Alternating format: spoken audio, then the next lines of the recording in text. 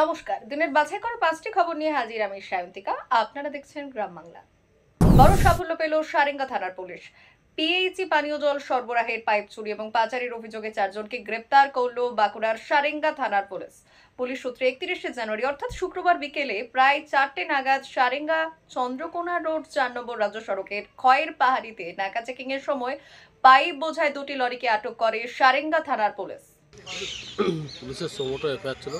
Police suspicious গ্রাউন্ডে দুটো ট্রাককে সিজ করছে, আর ট্রাকের মধ্যে যে লোহার পাইপগুলো ছিল সেগুলোকে সিজ করে দিয়েছে সাসপিসিয়াস গ্রাউন্ডে। আর 4 জনকে ফরওয়ার্ড করেছে। 2 জন ড্রাইভারকে গাড়ির সেগুলোকে পিসিতে 7 দিন চেয়েছিল, 4 দিন নেওয়া হয়েছে। আর 2 জন জেল কাস্টডি দিয়েছে। কি পাইপ ছিল ওগুলো? ওগুলো লোহার পাইপ ছিল, জলের। মানে কি বলতে চাইছে পুলিশ?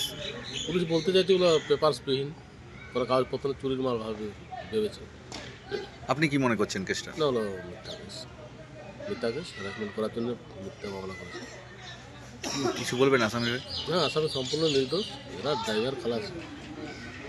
তো 2 জনের পিসি আর 2 জনের জেসি? 2 জনের পিসি চেয়েছে, 2 জন জেসি দিয়েছে। পিসি হলো 5 তারিখে প্রোডাকশন আছে, আর বাকি যে 2 জন জেসি হয়েছে তাদের 14 তারিখে প্রোডাকশন আছে। আসছি বাঁকুড়ার একটি গুরুত্বপূর্ণ খবরের দিকে। আজ থেকে রাজ্য জুড়ে শুরু হয়েছে অ্যাডাল্ট বিসিজি ভ্যাকসিন বা প্রাপ্তবয়স্কদের যক্ষ্মা রোগের টিকাকরণ কর্মসূচি। রাজ্যের 7 জেলার মধ্যে বাঁকুড়া জেলাতেও আজ থেকে শুরু হয়েছে সারেঙ্গার এই টিকাকরণ কর্মসূচিতে পরিদর্শনে আসেন বাঁকুড়ার মুখ্য স্বাস্থ্য আধিকারিক এবং জেলা টিবি আধিকারিক। সারেঙ্গা ব্লক প্রাথমিক স্বাস্থ্য কেন্দ্রে এসে অ্যাডাল্ট ডিসিজি ভ্যাকসিন নিলেন বাঁকুড়ার মুখ্য স্বাস্থ্য আধিকারিক ডক্টর শ্যামল সরেন। আসছি পরবর্তী খবরে। নবম পর্যায়ে দুয়ারে সরকার ক্যাম্প পরিদর্শন করলেন রাজ্যের খাদ্য এবং সরবরাহ দপ্তরের প্রতিমন্ত্রী জ্যোৎস্না মান্ডি। শনিবার খাতড়া 1 নম্বর গ্রাম পঞ্চায়েতের দুয়ারে সরকার ক্যাম্প পরিদর্শন করলেন এবং সাধারণ মানুষের সঙ্গে তিনি কথা বললেন। এরপর সংবাদ মাধ্যমের মুখোমুখি হয়ে তিনি বললেন, আজ শেষ দিনে মানুষের ভিড় কিছুটা হলেও কম। এখন এই প্রকল্পের ফলে মানুষের সুবিধা হয়েছে। খরচ করে বিডিও অফিসে না গিয়ে বাড়িতে বসেই সকলেই সুবিধা পাচ্ছেন বলে তিনি জানিয়েছেন। খাতড়া ব্লকের বিভিন্ন অঞ্চলে দুয়ারে সরকারে আমরা বেরিয়েছি। বিভিন্ন স্কিমগুলো গভর্নমেন্টের যেগুলো আছে, আমাদের মাননীয় মুখ্যমন্ত্রী যে স্কিমগুলো আছে, বিশেষ করে রেশন, লক্ষ্মী ভাণ্ডার, রূপশ্রী, কৃষক বন্ধু, স্টুডেন্ট ক্রেডিট কার্ড, এই সমস্ত হেলথের দিক দিয়ে আইসিডিএসের একটা সেন্টার আছে। তো এগুলো দেখলাম, অনেক মানুষ আসছে। আজকে লাস্ট দিন, তো স্বাভাবিকভাবেই মানুষের আজকে আশা কমে গেছে, কারণ অলমোস্ট সবাই ফিল আপ করে চলে গেছে, পেয়ে গেছেন তারা। এই নবম পর্যায়ে যে দুয়ারে সরকার চলছে, মানুষদের এই কয়েকদিনে যেগুলো ঘুরেছেন কেমন ভিড় দেখেছেন? প্রচুর ভিড় আছে। যতবার দুয়ারে সরকার হয় ততবার মানুষের ভিড় বাড়ে। এবং কিছু তো নতুন রূপশ্রী আছে, কন্যাশ্রী আছে, যেগুলো নতুন নতুন আসছে, তারা নতুন কতটা সুবিধা পাচ্ছে মানুষ? প্রচুর সুবিধা পাচ্ছে। কতটা কি, অনেক বেশি সুবিধা পাচ্ছে। একেবারে নিজের বাড়ির কাছে, এখানে আশেপাশে সবার বাড়ি, তো প্রত্যেকটা স্কুলে হচ্ছে, যে স্কুল যেখানে চুজ করা হয়েছে, তো স্কুলে এসে সবাই আসছে, অনেকটাই সুযোগ হচ্ছে। তাকে দূর খরচা করে আর বিডিও অফিস যেতে হচ্ছে না, একেবারে তার বাড়ির সামনে এসে হচ্ছে। আসছি বর্ধমানের একটি গুরুত্বপূর্ণ খবরের দিকে। দামোদর নদীর ওপর পশ্চিম বর্ধমানের সঙ্গে পুরুলিয়ার যোগাযোগকারী অস্থায়ী কাঠের সেতু পরিদর্শন করলেন আসানসোল দক্ষিণের বিধায়ক অগ্নিমিত্রা পাল। এছাড়াও এই পরিদর্শনে উপস্থিত ছিলেন কেন্দ্রীয় ইউনিয়ন ওয়াটার প্রজেক্টের আধিকারিক রবীন কুমার সিং। প্রসঙ্গত, দামোদর নদীর ওপর এই কাঠের অস্থায়ী সেতুর উপরে নির্ভর করে বাঁকুড়া, পুরুলিয়া ও ঝাড়খণ্ডের প্রচুর মানুষ পশ্চিম বর্ধমানে যাওয়া আসা করেন। আর এই সেতুই পরিদর্শন করলেন অগ্নিমিত্রা পাল সহ অন্যান্যরা। দেখুন, আজকে 34 বছর বামফ্রন্টের রুল, তারপরে 14 বছর মমতা ব্যানার্জির সরকার, তার আগেও জন্মের আগে থেকে আমরা শুনছি যে এখানে কোনো ব্রিজ নেই। মানুষ খুব কষ্টে এদিক ওদিক, ওইদিকে বাঁকুড়া, ওইদিকে পুরুলিয়া, ওই পাশে ঝাড়খণ্ড, এদিকে পশ্চিম বর্ধমান, এবং তার মধ্যেই পড়ে আমার আসানসোল দক্ষিণ। মানুষ খুব কষ্টে আছে। এবং এই যে সাঁকোটা দেখছেন, এটা একটা টেম্পোরারি পুরনো কাঠ দিয়ে বানানো। প্রতি বছর টেন্ডার হয়, তৃণমূলের কোনো নেতার সুবাদে কেউ একজন টেন্ডার পায়, এবং বর্ষাকালে দামোদর হিংস্র হয়ে ওঠে, চারিদিকে ফ্লাডিং হয়ে যায়, এবং সেখানে এই ব্রিজটাও ভেঙে চুরমার হয়ে ভেসে যায়। তখন মানুষ, ছোট ছোট নৌকো আছে, সেই নৌকোতে তারা পারাপার করে জীবনের রিস্ক নিয়ে। যখন বাকি মাসগুলো গরমকালে এই ব্রিজ দিয়ে যাতায়াত করে, এবং প্রচুর মানুষ আজকে বাঁকুড়া থেকে ইস্কো কারখানায় কাজ করতে আসছে, বিভিন্ন কারখানা রয়েছে এখানে, সেখানে কাজ করতে যাচ্ছে। একটাই বাঁকুড়া থেকে এদিকে আসারই একটাই সাঁকো, নয়তো ঘুরে আসতে গেলে প্রায় 60 কিলোমিটার ঘুরে আসতে হয়। স্টুডেন্টস আসছে, ভেন্ডার আসছে, মাছ সবজি বিক্রেতা যারা তারা আসছে, পেশেন্ট আসছে, খুব কষ্টের মধ্যে তারা আসে। এবং আমাদের মনে আছে তখন বোধহয় আমরা স্কুলে পড়তাম, এখানে একটা বিরাট অ্যাক্সিডেন্ট হয়েছিল, নৌকো উল্টে গেছিলো, প্রায় 60-70 জন মারাও গেছিলো যতদূর আমার মনে পড়ে। তো সেই কারণে বারবার এমএলএ হওয়ার পরে বারবার মাননীয় মুখ্যমন্ত্রী এবং এই সরকারকে বলা হয়েছে, বিধানসভায় রেজ করেছি যে এখানে একটা ব্রিজ করে দেওয়া হোক। এটা এখানকার মানুষের দাবি চাহিদা, মানে কোনো বিলাসিতা নয়, এটা প্রচণ্ড একটা নেসেসিটি। এবং আমি নীতিন গাডকারিজির যে মিনিস্ট্রি, যেটা আপনি জানেন রোড, তার কাছেও গেছিলাম এবং সেখানে বলা হয়েছিল যে হাইওয়ে থেকে একটা সার্টেন কিলোমিটারের মধ্যে যদি হয় তবেই তারা ব্রিজ বানাতে পারেন, কিন্তু সেই হাইওয়ে থেকে সেই কিলোমিটার থেকে অনেকটাই বেশি এই দামোদর পড়ছে। তাই কদিন আগে আমি যাই honourable minister for port and shipping সম্মানীয় মন্ত্রী সর্বানন্দ সোনোওয়ালজির অফিসে, এবং সেখানে গিয়ে আমি এই সমস্যাটা বলি যে স্যার আমরা খুব কষ্টে রয়েছি, আমাদের এখানকার মানুষ, আপনি যদি এটার একটা কোনো সুবিধে করে দেন।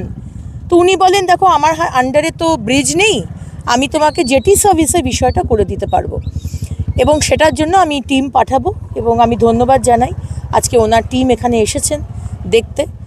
উনি যেটা বললেন যে টিম এসেছেন, ডিরেক্টর সাহেব যেটা বললেন যে দামোদরের পুরো দামোদর কিন্তু গভর্নমেন্ট অফ ইন্ডিয়ার আন্ডারে পড়ে না, কিছু কিছু বিশেষ বিশেষ জায়গা পড়ে, এবং সেটা উনি দেখবেন ল্যাটিটিউড লঙ্গিটিউড দেখে যে এই যে পোর্শনটা সেটার মধ্যে তাদের জুরিসডিকশনে পড়ছে কিনা। যদি পড়ে তাহলে অবশ্যই ওনারা জেটি বানাবেন। এবং আমি বলেছি জেটি বানাবার সাথে সাথে ছোট ছোট নৌকো করে যে প্রাণের মানে একেবারে রিস্ক নিয়ে যে পারাপার করছে, গরমকাল তো ঠিক আছে, তাও এমন চুরি করেছে বালি মমতা ব্যানার্জির সরকার আর তার তৃণমূলের নেতৃত্ব, যে এত জায়গায় জায়গায় এত ডিপ হয়ে গেছে, সেটাও সাংঘাতিক ডেঞ্জারাস অবস্থায় রয়েছে। তাই ওনাকে আমি আবদার করেছি যে বোটটাও দিতে হবে, মানে লঞ্চ সেটাও দিতে হবে। তো উনি বলেছেন সেটা আমাদের জুরিসডিকশনের মধ্যে যদি আসে তাহলে অবশ্যই করে দেওয়া হবে। তো আজকে সেই কারণেই এখানে আসা, ওনারা এসেছেন, আমি ওনাদের ধন্যবাদ জানাই। কিন্তু আজকে দেখুন এই এত বছর এতগুলো সরকার এসেছে, কিন্তু মানুষের এই এলাকার মানুষের জন্য এটা সবথেকে সমস্যা। আমাদের এই এলাকার মমতা ব্যানার্জি মা মাটি মানুষের সরকার বলেন, কিন্তু মানুষের জন্য এখানকার মানুষের দিকে তিনি মুখ তুলে তাকাচ্ছেন না। উনি যদি না করতে পারেন ঠিক আছে, ওনার হয়তো বাজেট নেই, উনি করতে পারছেন না, আমি সেটাও বলেছি যে তাহলে বলুন, আমরা কেন্দ্র সরকার থেকে বলবো তাকে হেল্প করতে। কেন্দ্র সরকার 80% দিল, আপনি 20% দিন বা 10% দিন, সেটাও দিন। আপনি নিজে করবেন না, আপনি করতেও দেবেন না, এটা তো চলতে পারে না। উন্নয়ন তো শুধু আমার উন্নয়ন হবে তা তো নয়, আজকে শুধু যে বিজেপির লোকেদের উন্নয়ন হবে তা তো নয়। এই জেটি সার্ভে শুরু হলে বা ব্রিজ হলে সে তো টিএমসির লোকেরাও সেটা ইউজ করবে, সিপিএমের লোকেরাও করবে, কংগ্রেসের লোকেরাও করবে। আজকে সমস্ত কিছু থেকে আমাদের ব্রাত্য করে রাখা হয়। আজকে এখানকার ডিএম সাহেব দেখুন, আজকে এই এলাকার যদি কোনো রকম উন্নয়নের কাজ হয় কোনো দিন ডাকেন না। শুধু আমাকে যে ডাকেন না তা নয়, আজকে কুলটির যে বিধায়ক আছে, আজকে দুর্গাপুরের যে আছে, কোনো বিধায়ক বিজেপির বিধায়ককে উন্নয়নের কাজে মিটিংয়ে ডাকা হয় না। আমরা কি চাই না যে পশ্চিমবঙ্গ এগোক? আমরা তো চাই, আমরা তো বলি বারবার, বলুন কি লাগবে। যদি কেন্দ্রকে বলতে হয়, আপনি শুধু বলবেন কেন্দ্রের বঞ্চনা বললে তো হবে না। এই তো দেখতে পাচ্ছেন, বলার সাথে সাথে 2 মাসের মধ্যে আজকে টিম চলে এলো এবং তারা বলছে তারা করে দেবেন যদি তাদের জুরিসডিকশনের মধ্যে পড়ে। আমার একটাই ভয় যে মমতা ব্যানার্জি এবং এখানকার মন্ত্রী মলয় ঘটকবাবু তো বলেছিলেন যে পাস হয়ে গেছে, ব্রিজের জন্য প্রজেক্ট পাস হয়ে গেছে, মলয়বাবু বলেছিলেন, আমরা অত্যন্ত আনন্দিত হয়েছিলাম। উনি বলেছিলেন প্রজেক্ট রিপোর্টে জমা পড়ে গেছে, কাজ শুরু হবে। তারপর দেখলাম কোথায় কি। তো আজকে মানুষকে যদি উন্নয়ন না দেন, শুধু আপনাদের পরিবারের উন্নয়ন হবে, আপনাদের দলের লোকেদের উন্নয়ন হবে। আর এটা তো একটা মানে পুরো এরিয়ার, মানে 4টে জেলার পুরো মানে এই মানুষ প্রবলেমে রয়েছে। পশ্চিম বর্ধমান, বাঁকুড়া, পুরুলিয়া, ওইদিকে ঝাড়খণ্ড, সবাই এই অসুবিধার মধ্যে রয়েছে। সুতরাং আমি চাই যে এখানে কিছু হোক। আমি রেলওয়ের মাননীয় মন্ত্রী অশ্বিনী বৈষ্ণবজিকেও বলেছি। আপনি জানেন যে ওখানে মধুকুণ্ডা যে ব্রিজ আছে, তো মধুকুণ্ডা ব্রিজের যে স্ট্রাকচারটা রয়েছে, আমি ওনাকে এটাও জানিয়েছিলেন যে খুব প্রিকেরিয়াস কন্ডিশনে মধুকুণ্ডা ব্রিজ রয়েছে। নিচ থেকে বালি তুলে তুলে যে কলমগুলো, সেই কলমের নিচগুলো বেরিয়ে গেছে, মানে একদম এক্সপোজ হয়ে গেছে। যে কোনো সময় আমার দেখলেই ভয় লাগে, ছট পুজোর সময় যখন আমি আসি আমার দেখলে ভয় লাগে, মানে এই মাথার মধ্যে উল্টে পড়বে। কিন্তু আমি তাও ওনাকে বলেছি আপনি লোক পাঠান, উনিও ইন্সপেকশনে পাঠাবেন। আজকে যে মধুকুণ্ডা ব্রিজ দিয়ে ট্রেন যাচ্ছে, দক্ষিণেশ্বরে আমি দেখেছি ওই একই ব্রিজে নিজ গাড়িও যাচ্ছে, ট্রেনও যাচ্ছে, গাড়িও যাচ্ছে। আমি সেটার ওনাকে বলেছি যে আপনি লোক পাঠান, দেখুন ওইখানে যদি ওই ব্রিজটার মধ্যেই যদি রাস্তা করে দেওয়া যায় তাহলেও হবে। আমাদের একটা ব্রিজ দরকার কোনো মতে। এই পুরনো কাঠ দিয়ে তৈরি এরকম একটা সাঁকো যে কোনো সময় যে কোনো একটা দুর্ঘটনা ঘটতে পারে। মানে আজকে এই সময় যেখানে অতটা জল নেই সেখানেও যদি একটা অ্যাক্সিডেন্ট হয় তাহলেও লোক মরবে, কারণ এত ডিপ দামোদর আজকে হয়ে গেছে ড্রেজিং করে আর বালি চুরি করে, যে কোনো সময় একটা বিপদ ঘটতে পারে। আসছি আজকের একেবারে অন্তিম খবরে। সরস্বতী পুজোর উদ্বোধন করলেন বিধায়ক। রাত পোহালেই সরস্বতী পুজো। মেছেদা শ্রীকৃষ্ণপুর অগ্রদূত সংঘ সরস্বতী পুজোয় উদ্বোধন হয়ে গেল আজ।